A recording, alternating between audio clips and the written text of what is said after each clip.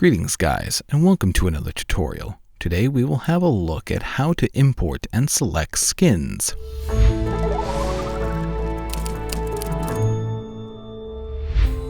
For this, you will need a PNG file of your skin. This file will be placed in the skins folder. The folder is located in your Minecraft folder under Config, Blockbuster, Models. There, you can sort your skin files into Alex, Fred, and Steve folders, but you can also create your own folder for your skins. Once your selected skins are in the folder, you can switch to your game. In the model block, press the pick button or the P key.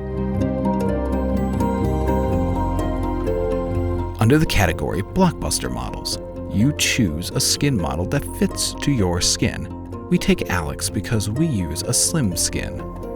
Press the edit button or press the E key to enter the edit menu. There you can choose different poses. Create your own pose.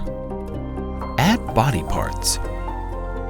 Under the Materials tab, press Pick Skin in the upper right corner and select your skin file. And there you go.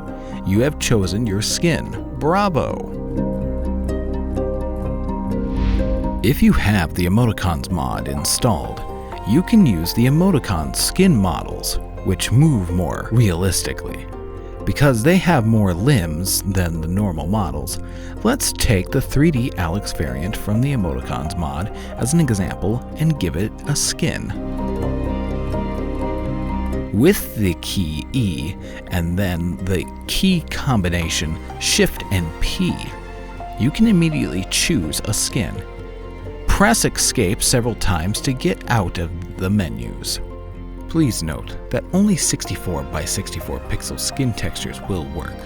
If you are still using the old 32 by 64 pixel textures, convert them online, for example on Nova's skin.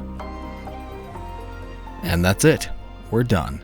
We wish you a lot of fun making creative videos with the Blockbuster mods. See you next time.